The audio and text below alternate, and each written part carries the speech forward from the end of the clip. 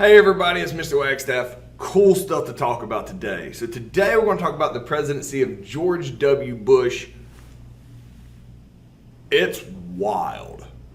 Let's go ahead and get started. So George W. Bush is elected in 2000, runs against Al Gore. The Supreme Court case had to go in and basically stop the recount and say, yes, George Bush won. Usually when a president wins by such a narrow margin and doesn't even win the popular vote, they're usually not like a super important president. That could not be more different than what happens with George W. Bush. So George W. Bush comes in. Nobody really knows him. He's the son of George H.W. Bush.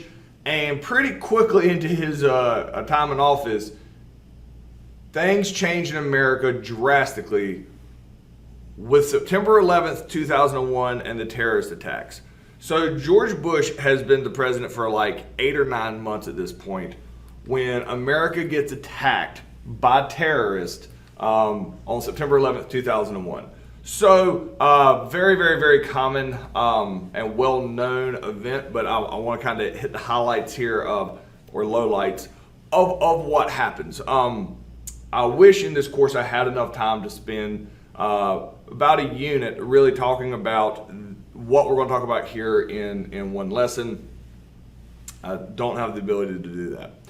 So there's a group of terrorists who hate America. There's a variety of reasons for that. A lot of our involvement is the Middle East and with Israel. There's religious leanings on that. So a lot of times the terrorists happen to be fundamentalist Muslims who dislike America. I want to be very clear here as we start talking about the Middle East and Muslims and tensions like that.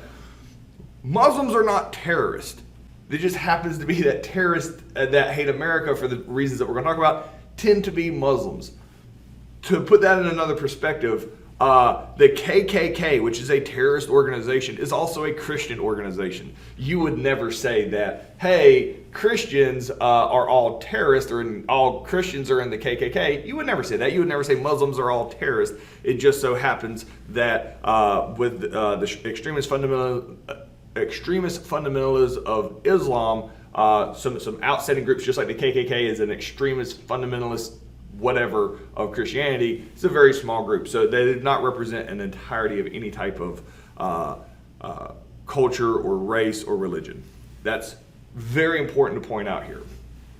So, group of terrorists, all right, and these are the guys on the left. They basically come up with an idea. They're actually from Saudi Arabia, which is a friendly country of America.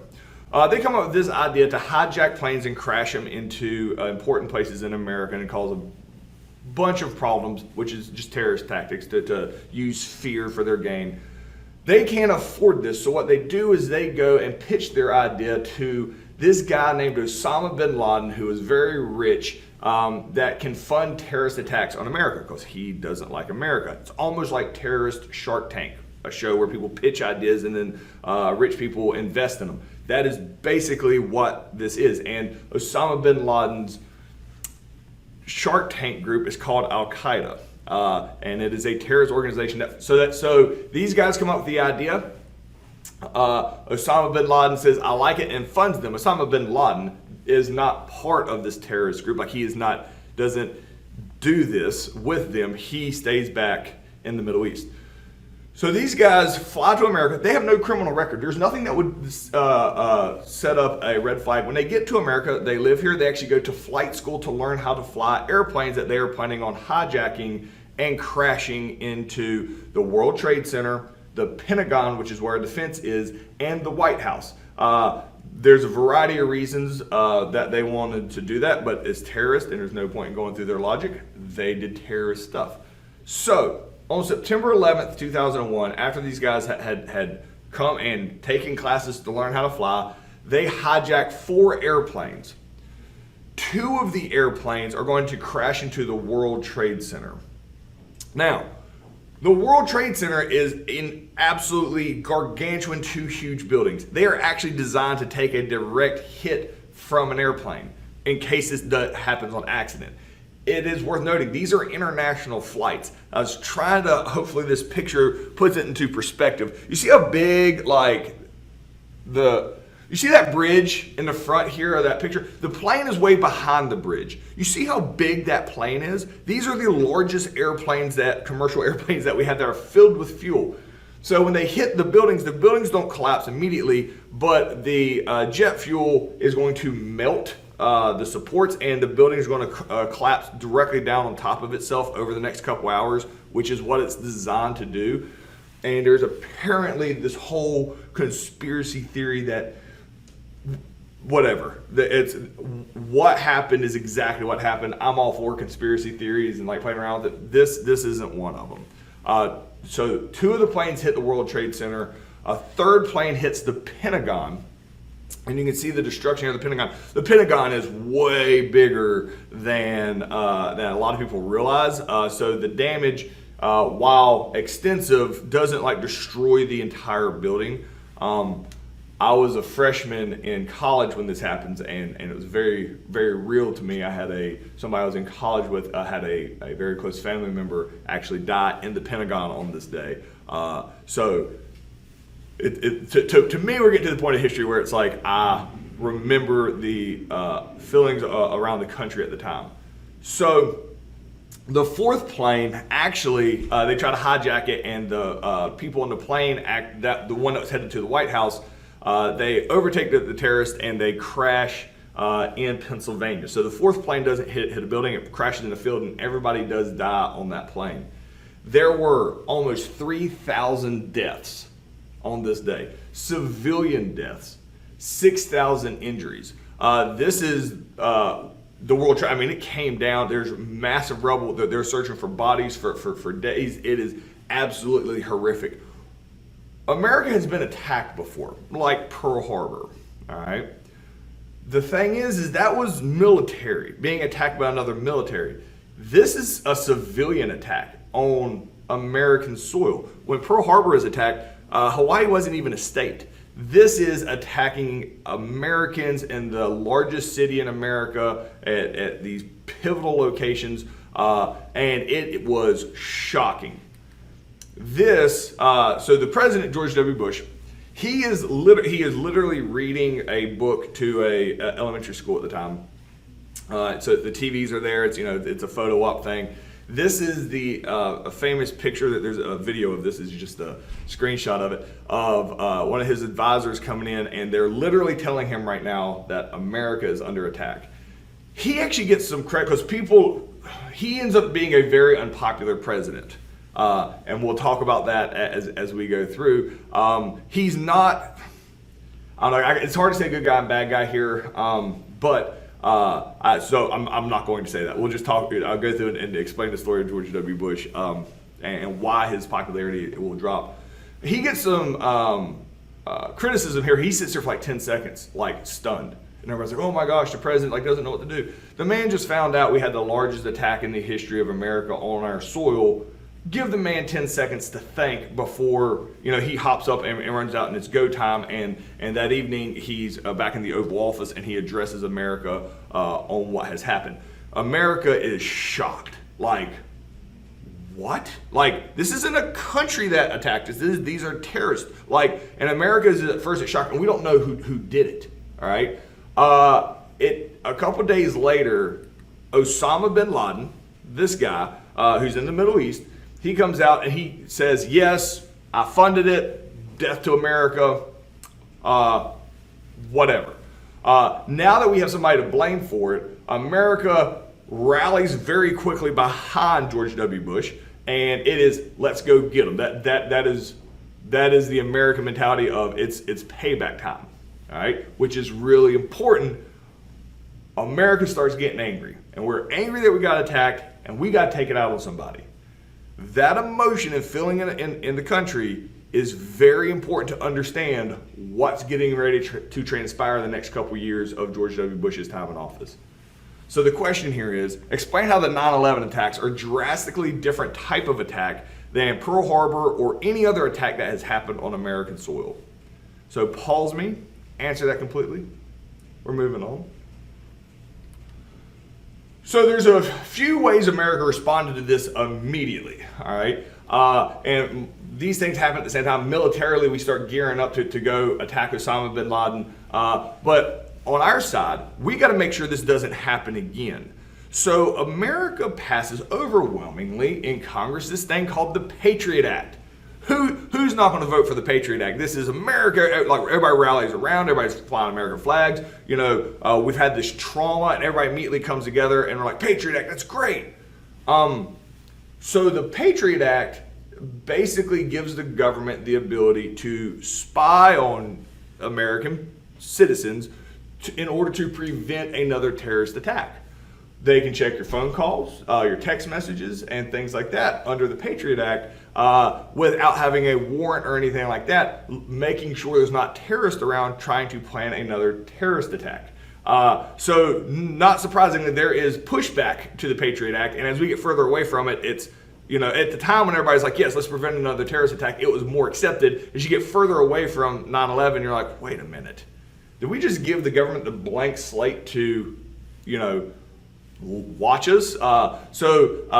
These are some protests against the Patriot Act, because really after 9/11, the argument or the mentality is, in order to be safer, you have to give up privacy. That is the compromise that you have to balance in modern society, because we stop multiple terrorist attacks before they happen in America. We do. There is multiple terrorist attacks that were attempted and tried, and due to the information acquired due to the Patriot Act, they were stopped in the United States. However, the government can just spy on anybody they want whenever they want. They claim they don't. There's a dude that actually called Edward Snowden who came out and basically let everybody know, yeah, you can literally go spy on ex-boyfriends and girlfriends if you have that position and you have that clearance, and there's nobody stopping you. So the privacy for safety, and even Thomas Jefferson talked about that. There is a balance here of what is acceptable in society on how much privacy are you willing to give up to feel safe. So that was the Patriot Act. The government also is going to create the Department of Homeland Security as a new cabinet position. While the CIA spies in other countries and the FBI kind of spies inside America, Homeland Security can kind of do both. And they are looking a lot at civilians, even in other countries that may be doing terrorist stuff, and kind of working with the FBI and the CIA. But the Homeland Security has wide-reaching abilities to basically keep America safe. One of the things, terrorist attack that they stopped with Homeland Security and Patriot Act, is a guy tried to have a shoe bomb and tried to make it onto a plane, and we stopped him. And because of that one instance, you now have to take your shoes off whenever you get on an airplane. But the TSA, you used to just walk down to the gates, and you only had to go through a metal detector if you're actually getting on the plane. Since 9/11, if you fly airplane, the security is crazy stricter to try to prevent anything like 9/11 from happening. Now, once we realize that Osama bin Laden is taking responsibility for it, we're like, all right, where's he at? So Osama bin Laden and his terrorist group, Al-Qaeda, they are in the country of Afghanistan, all right, in the Middle East. Now, the Afghanistan government is called the Taliban, and we think they're a bunch of turds. They're very strict, and we just don't like them, all right? Very different culture than America. So we tell Afghanistan, hey, we know Osama bin Laden's in there, give him to us. And Afghanistan says, no, keep your mouth shut, stay away. This is probably because America at this point is angry, all right, that we need to fight back against this attack. Again, this was not a government-sanctioned attack. These were a group of terrorists, and they all died in the attack. So we now turn our entire fury on Afghanistan, and it's called Operation Enduring Freedom, and we invade Afghanistan, all right? We wreck shop in Afghanistan. We show up. Now, if you look at the terrain here, this is a lot of what Afghanistan is rocks, mountains, non-hospitable territory. We show up, we blow up anything that we can. We wipe out the Taliban government. We show up with a fury, and all of our military goals are met like almost immediately as far as war goes. And we search all Afghanistan for Osama bin Laden. He's not there. We can't find Osama bin Laden. We know he's still alive because he keeps releasing videos being like, death to America. And he's basically taunting America, but we're in Afghanistan for a year and he is not in Afghanistan. So we wipe out the Taliban. We basically destroyed any infrastructure that Afghanistan has. And there's like nothing twitching anymore in Afghanistan. We're like, now what? Because America is still angry. We haven't really taken our aggression out enough because it's almost like Afghanistan didn't fight back enough. And America still has too much anger from 9/11 to just let it go. So the question here is, what current compromise are people having, or what's the current compromise people are having to make when it comes to allowing the government to protect society from a terrorist attack? So pause me, answer that completely. We're moving on. So at this point, George W. Bush's approval rating is good, isn't it? It's never absolutely fantastic. Right after 9/11, everybody rallies around and likes him. This is when things start going bad for George W. Bush. So we have invaded Afghanistan, the orange country, and we blew it up. And America's really angry. And we want to take it out on somebody. So Iraq. Now, this is I mean, there's no simple story here. Iraq is a bad guy, and America wants to fight somebody. Okay? So Saddam Hussein, who George H.W. Bush had fought, is still in power in Iraq, kind of surprising everybody. He's a jerk. He is an absolute sack of crap. And America is going to turn our focus onto Iraq. Iraq had zero to do with 9/11. That is important. But we turn our focus on Iraq because Saddam Hussein is a bad guy. And he gets the nickname the Butcher of Baghdad. Baghdad's the capital of Iraq. So America starts doing some mental gymnastics because we want to fight somebody. Iraq's a bad guy. We view ourselves as the good guy. We want to fight. Again, it's kind of obscure, but America is furious still after 9/11. This is only a couple years later. So there's two guys here, all right? And I really liked Colin Powell until this whole thing kind of happened. So Colin Powell is actually the head general in the first Persian Gulf War, the first invasion of Kuwait to kick the Iraqis out. He is the Secretary of State now under George Bush. George Bush's vice president is a guy named Dick Cheney. These two guys are the mastermind. I am not completely convinced that George W. Bush knew all the stuff these guys are saying were lying. He probably didn't know these guys were lying. Maybe he did. Doesn't matter. George W. Bush is going to take the blame for these guys lying. They claim that there are weapons of mass destruction in Iraq and that Saddam Hussein is the next threat to be a major terrorist and will use these nukes, weapons of mass destruction, on other people, and we have to go stop him before he can use these nukes on somebody. All right? So when they start claiming Saddam Hussein, who everybody knows is a bad guy, has weapons of mass destruction, and we want to use that as an excuse to like invade Iraq, the UN says, hold on, America. All right, he's a jerk and he can't have weapons of mass destruction. Let's go check first. And America's like, oh, like unhappily, we are like, fine, go check. So the United Nations sends in inspectors into Iraq to check for weapons of mass destruction. And the report is there's no weapons of mass destruction in Iraq. America disagrees. Dick Cheney and Colin Powell are like, absolutely not. There's absolutely weapons of mass destruction there. You don't know what you're talking about. And the UN says, well, sorry, America, we're not giving you permission to invade Iraq. Well, America, we're the most powerful military on earth. Nobody says no to us. All our allies, like in NATO, they don't even have militaries a lot of times anymore just because they know we'll defend them. There's nobody that can stand up to us. UN can't say no to us. They do, but we say we're going in anyway. So we're going to invade Iraq, even after the world basically told us not to, because we are convinced there's weapons of mass destruction. The American population is convinced there's weapons of mass destruction.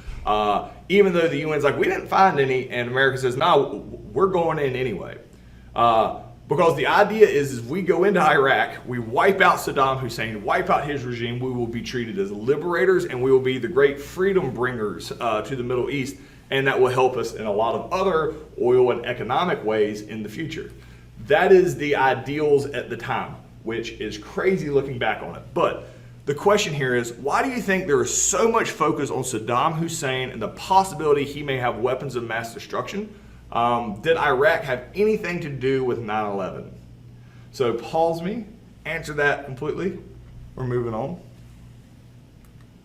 So America invades Iraq, all right? This is a preemptive war. The world freaks out over this, all right? The world is terrified of America. We literally invade a country for something they might do in the future. Like, we're not retaliating to anything. We are clearly just invading a country that we don't like. And the rest of the world freaks out over this because they're like, oh my gosh, like the world told America not to do this. We do it anyway. The only country that goes in with us into Iraq is England. England knows that we're being dumb too, but England's like, oh, best friend since World War II, Atlantic Charter. And so England comes in with us. America does most of the fighting. So America invades Iraq. Pretty soon in, we actually do catch Saddam Hussein. He had been hiding actually in a hole because he knew that America was out to get him. We capture Saddam Hussein. We then turn around and we put Saddam Hussein, here, let me get out of the way here. We capture Saddam Hussein, very famous picture here, and we give him to the Iraqi people, and the Iraqi people put Saddam Hussein on trial. All right, for all these crimes he has committed in Iraq over the time. They finally have him where they want, and they convict him, and they execute Saddam Hussein by hanging him. All right, and the regime in Iraq is over. We don't find any weapons of mass destruction. There aren't any. Not only do we not find weapons of mass destruction, and the rest of the world's like, holy crap, like we knew there wasn't. And America's like, but you promised us there was. Then it comes out, all right, not just that there wasn't weapons of mass destruction. Colin Powell and Dick Cheney knew there were not weapons of mass destruction in Iraq. But they said that so America would go to war in Iraq. But hey, at this point, Saddam Hussein's out, bad guys gone, world's safer. George Bush famously, and this is infamous, all right, his mission accomplished. He comes out here and says, our mission, the world is a safer place, everything is good. The war in Iraq is going to last another 10 years after this. And you're like, what? When we took out Saddam Hussein, there's two opposing factions in Iraq, the Sunnis and the Shiites, who hate each other, and they both want to control the country, and a civil war starts in Iraq. America goes in and tries to break it up. They don't want anything to do with America. It's really bad. You know who else we've forgotten about? Is Afghanistan. We just blew them up and left.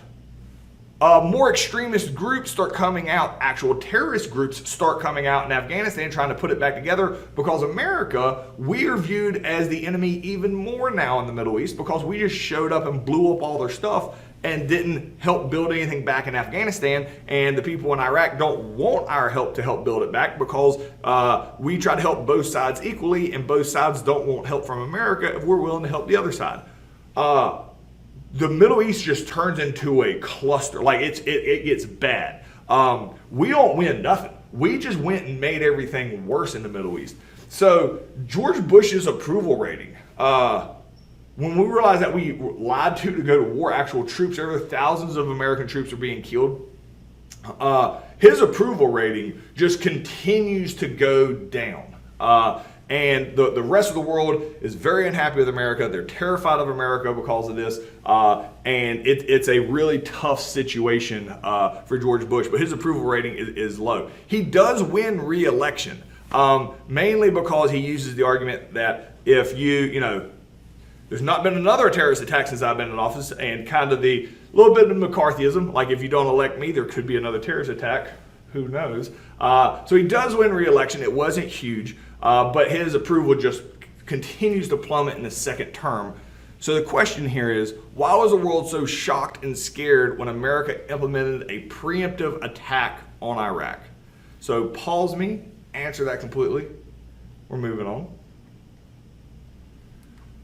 So to add insult to injury, America hits the closest thing to the Great Depression at the very end of Bush's term in office. I mean, his approval rating is like 25% at the end and like 70% disapproving. Something crazy happens in 2007, 2008, something had been building for a while that cataclysmically almost destroyed America. We almost went another Great Depression.